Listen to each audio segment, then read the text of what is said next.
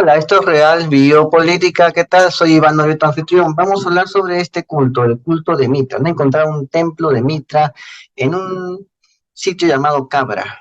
Es el nombre de la localidad, Cabra, en la zona de Córdoba. Es una de las autonomías. Antes era un califato, un emirato.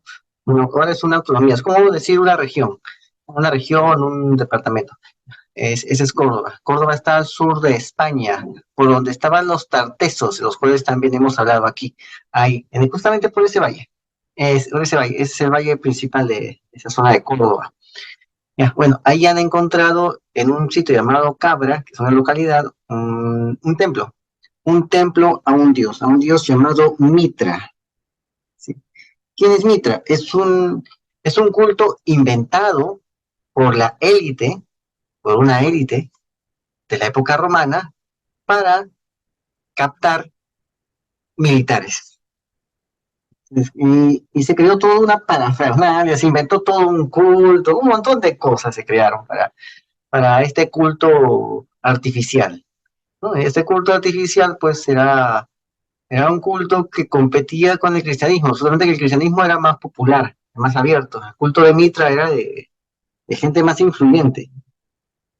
Entonces, ellos crearon su propio culto, el culto de Mitra. Era un culto, como te vuelvo a repetir, recontra inventado. Recontra inventado. O sea, era como el culto de Glaucon, ¿no? También hemos hablado aquí del culto de la serpiente, que llegó hasta ser acuñada en una moneda romana por un emperador. Ya, hasta ese culto hemos hablado, ¿no? Bueno, este es otro culto inventado. El culto de Glaucon era el culto de la serpiente, allí en la zona, en el extremo oriental del imperio. Y el culto de Mitra era el culto del toro, en el extremo occidental, el otro lado del imperio. Entonces, ese es el famoso culto, ¿no? También hemos hablado de eso también, del culto de la serpiente, de Glaucon. Bueno, ahora vamos a hablar del culto del toro. Vamos a hablar de esto. Para que veas cómo esto fue un culto inventado. Era una especie de culto secreto, y así. Era como los masones también hacían sus cosas muy raras, ¿no? Así, y se crean especiales por eso. Pero bueno, lo mismo pasaba aquí, ¿no? Era culto de los oficiales del Imperio Romano. En ese tiempo oficial del Imperio Romano era un cargo de estatus, entonces era ese culto. Bueno, esto que estás viendo acá es el mitreo, o sea, es ese recinto físico donde se hacen los oficios del culto de Mitra. Es el mitreo. Es una zona destinada al culto de Mitra. Esta zona se llama Capra, en Córdoba. Ahí está el pueblito. Justamente al costado del pueblito, ahí está ese culto, ¿no? Está los restos, lo que quedó de ese culto. Bueno, una de las principales incógnitas que ha guardado el yacimiento arqueológico de la villa de Mitra de Cabra desde su descubrimiento parece haber tenido respuesta gracias a los trabajos que se vienen desarrollando en el sitio, declarado como bien de interés cultural para su puesta en valor. Sí, para su puesta en valor. Es que justo ahora se ha localizado el mitreo, es decir, la zona destinada al culto de Mitra. O sea, la iglesia de Mitra, su iglesia, su capilla, su iglesia de Mitra. Un hecho insólito que viene a acrecentar aún más la importancia del yacimiento arqueológico en el que se hallara en la década de 1950 al Mitras tauróctonos. Sí, el Mitras tauróctonos. Ese es una escultura muy bella de este culto. Se llama el Mitras tauróctonos.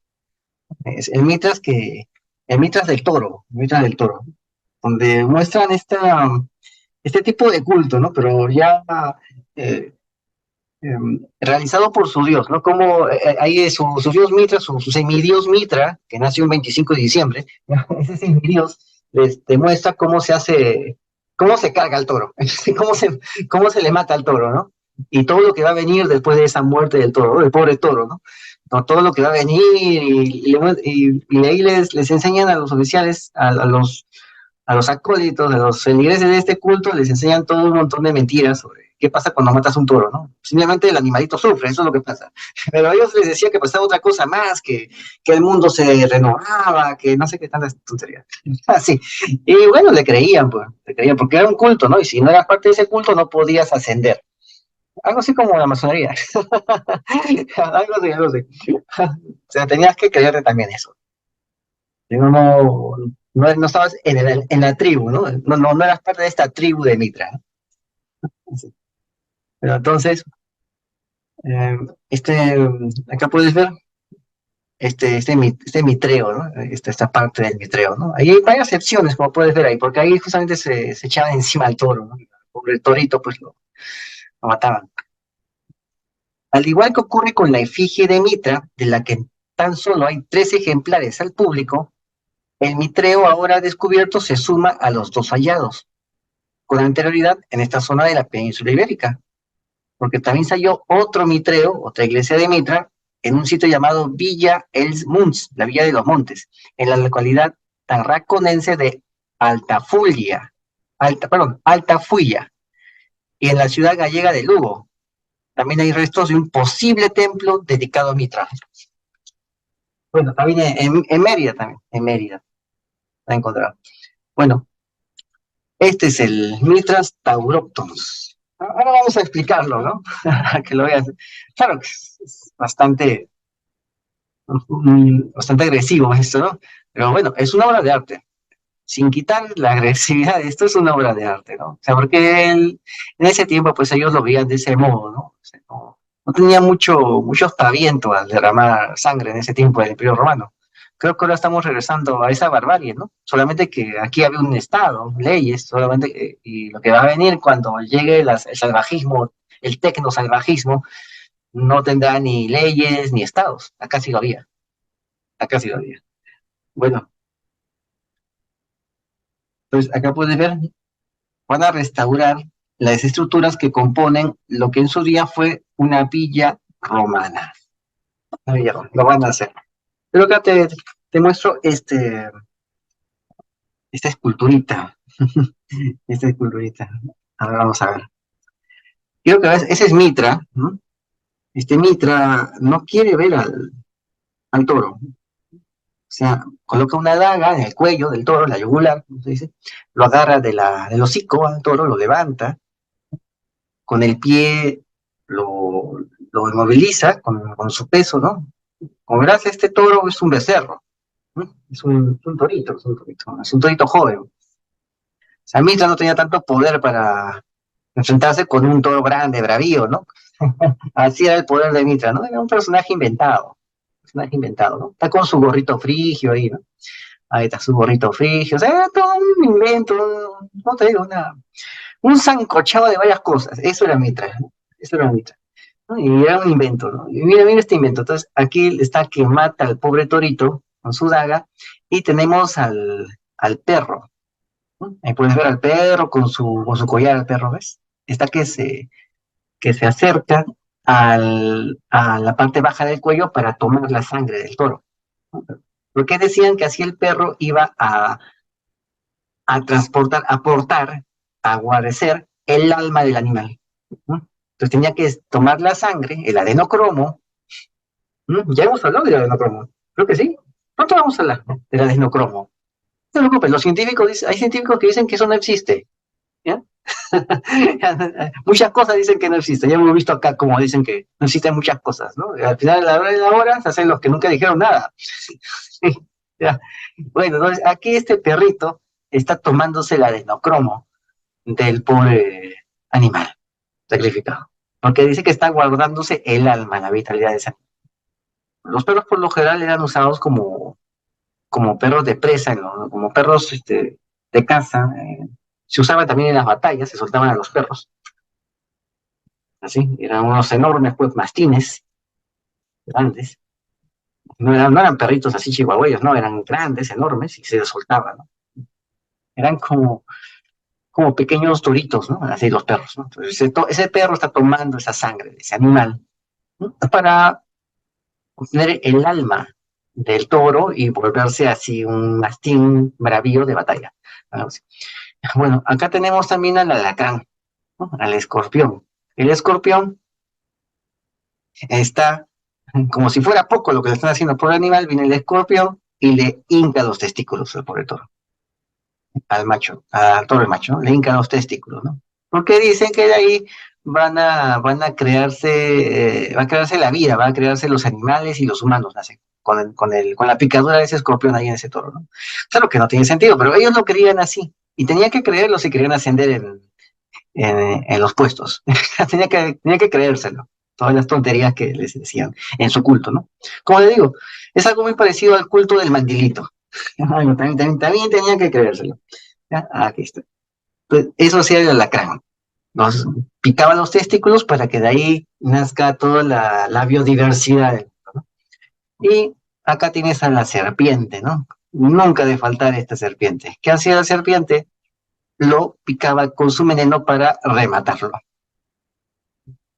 Ah, sí. Así, para que regenere, para que la vida otra vez vuelva a regenerar, una cosa así, ¿no? Tenía que matar al toro, ¿no? Para que renazca, ¿no? Renazca como un mitra, ¿no? Tenía que renacer. Ahí está. Tenía que matarlo para que la serpiente lo mataba.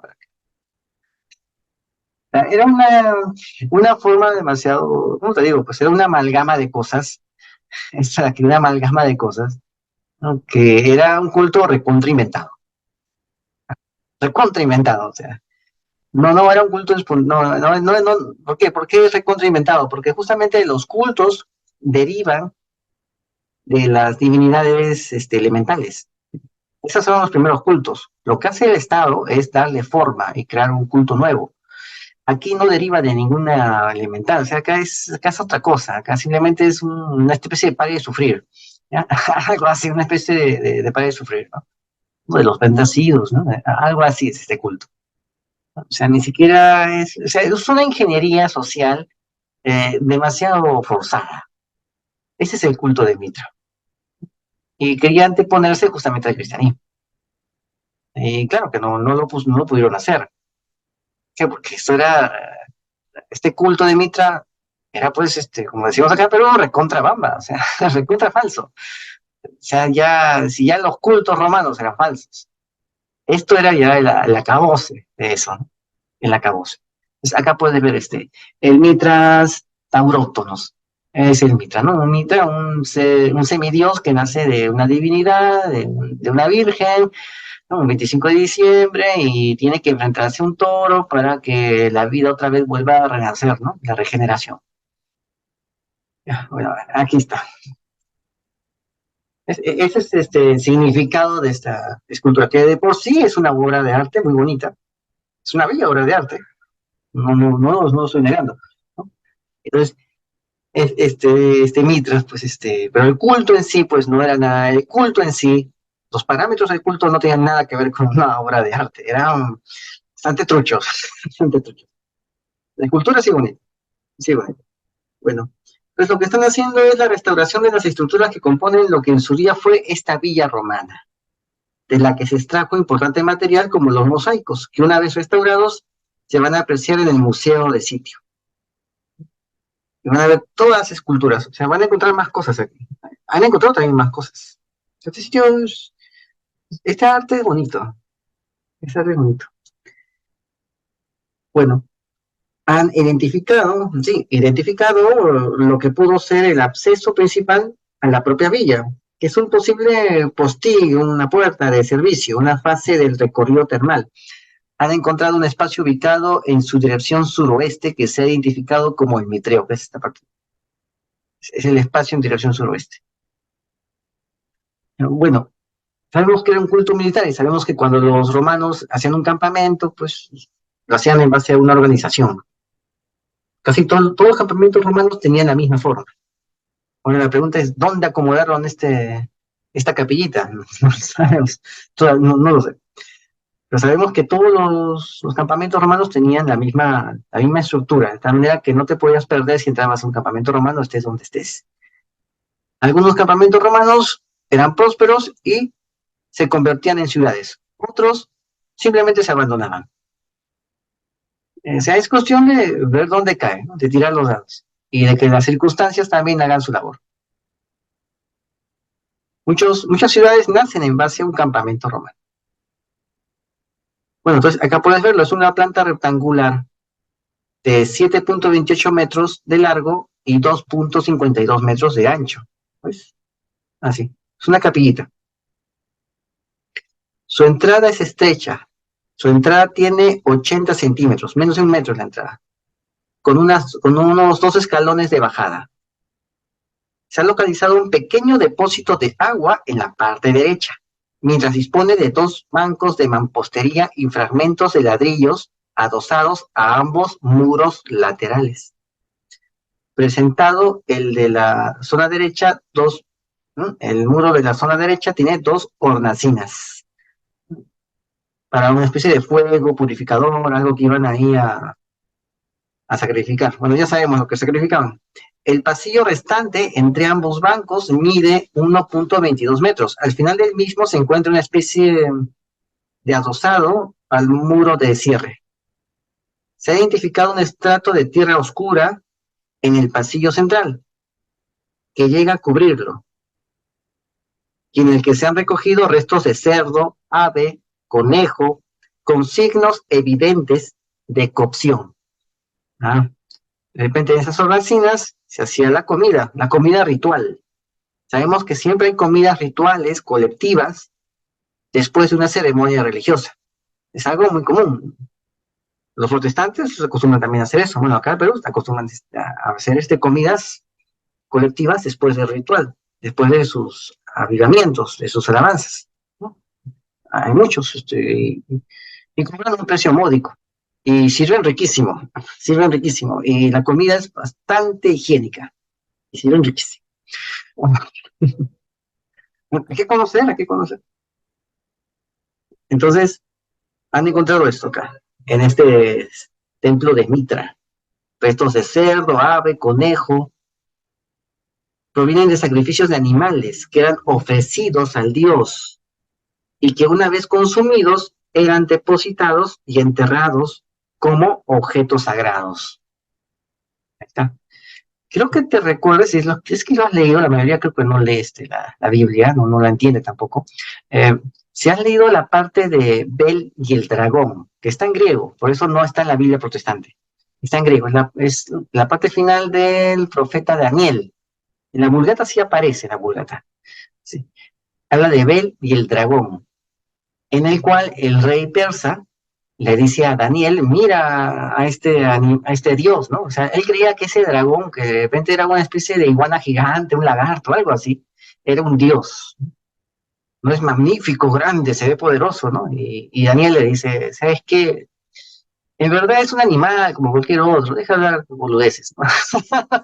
Algo así le dice, pero no de un modo así tan descarnado porque le iban a castigar, ¿sabes cómo se castigaba en ese tiempo, no?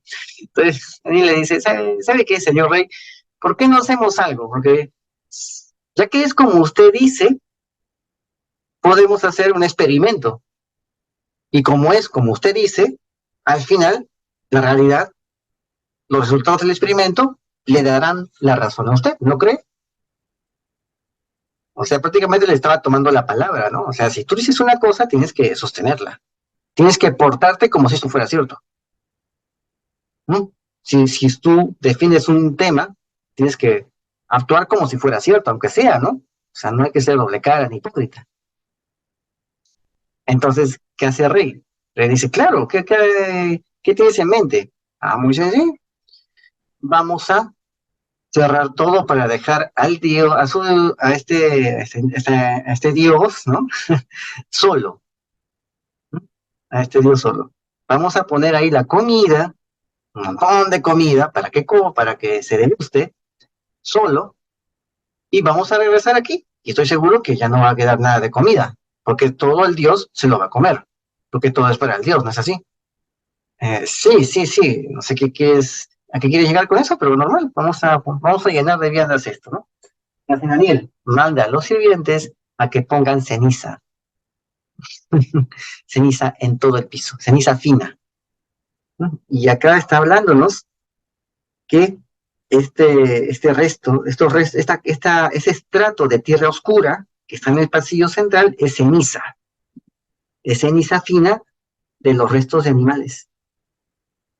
Es un estrato de tierra oscura en ese pasillo que proviene de los restos de animales cocidos. Ahí está. Hay un estrato negro ahí. No, Daniel colocó una capa de ceniza ahí. Quizás tenga que ver algo lo que hizo Daniel con este culto antiguo, que pervivió hasta la época pues, de esto de la ceniza en los pasillos, ¿no? Los miércoles de ceniza, ¿recuerda? Entonces, había ceniza en los pasillos que eran los restos de los animales que se sacrificaban, que se quemaban, que se incineraban ahí. Entonces, Daniel lo hace y lo llena con una ceniza bien fina. Y al día siguiente entra con el rey, ¿no? Y el rey le dice, mira, se comió todo, ¿ves? Tal como, ¿ves? ¿Qué tanto tú cuestionabas? Le dice el rey, ¿no?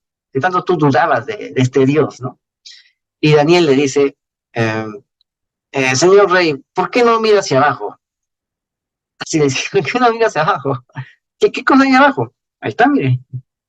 Mandé poner ceniza fina alrededor de toda la mesa de banquete. ¿Mm? Y si se da cuenta, está lleno de puras pisadas, pisadas chiquitas, pisadas medianas, pisadas grandes. Usted no le está dando de comer al dragón, ¿no? Usted le está dando de comer al sacerdote, a su mujer y a sus hijos. Claro que quedó como un tonto, ¿no? El rey. Bueno, eso es un relato que aparece en griego, no está en la Biblia protestante, pero es un relato que también es tomado como canónico de Bel y el dragón, que tiene que ver con el profeta Daniel. Y justamente trata de eso, es una sátira, ¿no? Vamos a poner cenizas ahí para que te des cuenta que el Dios no existe, que solamente son un par de sacerdotes, un grupo de sacerdotes que están viviendo de tu limosna, que se están llevando tu diezmo. Eso es lo que están haciendo. ¿Ya? Eso no se va a Dios, se va a un grupo de personas. ¿Ya? Así, que están beneficiándose personalmente de esto. Personalmente se están beneficiando. ¿No? Ahí está. Eso significa ¿cómo se llama? El relato de Bel y el dragón. Y justamente aquí han encontrado esto, un estrato de cenizas en el pasadizo de este templo de Mitra, ¿no? Es una alegoría lo que está es una alegoría lo que aparece, ¿no? Es un guiño lo que aparece en, en esta acepción de este relato de Daniel. Es un guiño a esta situación de las cenizas, de las capas de cenizas que se colocaban en los templos. Es un guiño. Cuando leas Bel y el dragón, la parte final del profeta Daniel, la profecía de Daniel, la parte final, entenderás el porqué de la capa de ceniza. Es un guiño irónico, sarcástico a esta práctica. Bueno, aquí vamos a llegar, ¿no? Ah, sí, aquí está el mitreo, así como se veía en su momento. ¿Ves? Así se veían estas capillitas. Ahí está. Parece una especie de semidios, ¿no? Mitra, ¿no? Es un semidios, ¿no? Ahí está su padre arriba, ¿no? Está su padre, ¿no? O es Mitra el que asciende a los cielos, una cosa así, ¿no? Asciende como el sol, está el pajarito ahí, ahí está el perro, la serpiente, por ahí debe estar el alacrán también, por ahí debe estar. ¿Ves? Ahí está, ¿ves? Ahí está, asciende y desciende. O sea, nace y renace, nace y renace. Por eso hay que matar al toro. El pobre toro tiene que pagar pato, el pobre torito. Para que Mitra siga ascendiendo y descendiendo. Ascendiendo y descendiendo. Ya, ahí lo tienes. ¿Ves? Ahí está la serpiente, ahí abajo. Puedes ver ahí. La serpiente es la que remata. Es el demonio. ¿Eh? Es la serpiente. Es el culto de Mitra. Puedes ver ahí. ¿Ves? Bueno, eso sería todo. Así que estas son nuestras redes, puedes entrar acá a nuestras redes Síguenos aquí, ¿no? En esas redes. Y no te olvides, suscríbete, comenta y comparte, hazlo viral. Y la verdad está a la vista. Saludos.